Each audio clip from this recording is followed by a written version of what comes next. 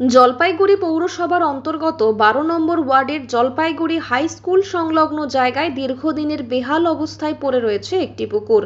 আর সেই পুকুরেই বর্তমান পরিস্থিতি ভয়াবহ। মশার আঁতুড়ঘরে পরিণত হয়েছে পুকুরটি। তৈরি হচ্ছে ডেঙ্গুর লার্ভাও। এলাকার বাসিন্দারা বলেন, দীর্ঘ কয়েক বছর ধরে এই পুকুরটি বেহাল অবস্থায় থাকার জন্য পুকুরের চারিদিক নষ্ট হয়ে গিয়েছে, নোংরা আবর্জনায় ভর্তি রয়েছে। বর্তমানে এই জায়গা থেকে মশার উৎপন্ন আরও বেশি হচ্ছে। তাই আমরা খুব আশঙ্কায় রয়েছে এই পুকুরটির নোংরা আবর্জনা সরিয়ে যাতে দ্রুত সংস্কার হয়। জলপাইগুড়ি পৌরসভার ৭০ নম্বর ওয়ার্ডে জানা গিয়েছে খুব তাড়াতাড়ি এই পুকুরটির সংস্কার করা হবে। ডেঙ্গিও তো জলপাইগুড়িতে হয়েছে, তো কি বলবেন এটা নিয়ে একটু? এটা তো মানে বলার অপেক্ষা রাখে না, আপনারা দেখতেই পাচ্ছেন, আমরা দেখতে পাচ্ছি। আর বিশেষ করে আমরা যারা স্থানীয় আছি, আশেপাশে থাকি, সন্ধ্যার পরে এখানে থাকা যায় না, মানে দাঁড়ানো যায় না। আপনি যদি এখানে দাঁড়ান, আপনাকে ঝাঁকে ঝাঁকে মশা ছেকে ধরবে। কোনো রকম এই পুকুরের জন্য কোনো রকম কোনো কাজ বা আমরা দেখতে পাচ্ছি না।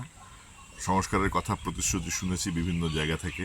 আমাদের যিনি কাউন্সিলর তিনিও বলেছিলেন যেটা সংস্কার দ্রুত গতিতে করবেন, কিন্তু আজ পর্যন্ত কোনো কাজই হয়নি। আমরা প্রতীক্ষায় আছি যাতে করে দ্রুত এটার নিষ্পত্তি করা হয়, কারণ তা না হলে ইতিমধ্যেই কিন্তু জ্বর ছড়াচ্ছে শহরের মধ্যে। আপনারা জানেন হয়তো যে জ্বর ছড়াচ্ছে। আমাদের বাড়িতেও, আমার বাড়িতে সিনিয়র সিটিজেন আছেন একজন, আমার শাশুড়ি থাকেন এসে, ওনারও জ্বর হয়েছে, কাঁপুনি দিয়ে জ্বর আসছে। আমরা আতঙ্কিত যে এটা কি হতে পারে আগামী দিনে। এটা আঁতুড়ঘর তৈরি হয়েছে, এটা আঁতুড়ঘর তৈরি হয়েছে। এবং এখানে শুধু ডেঙ্গি নয়, এখানে বিভিন্ন রকম মৃত পশুর দেহাবশেষ থাকে, তার থেকেও নানা রকম জিনিস ছড়াতে পারে অসুখ। বিশেষ করে জলের স্তর নেমে গেছে, কুয়োর জলের স্তর নেমে গেছে আশেপাশের বাড়ির কুয়োর। বেশিরভাগ বাড়িগুলো দেখবেন কুয়োর দূষিত, কুয়োর জল পান করার অযোগ্য। এবং এই পুকুরের জলের সঙ্গে এর একটা কানেকশন আছে এবং একটা পচা গন্ধ আমরা জলের মধ্যে পাই, এটাও কিন্তু আছে। সুতরাং এই পুকুরটা সংস্কার যাতে দ্রুত গতিতে হয়, আমরা তারই অপেক্ষায় বসে আছি। আপনার নাম দাদা? আমার নাম সুবীর পাল।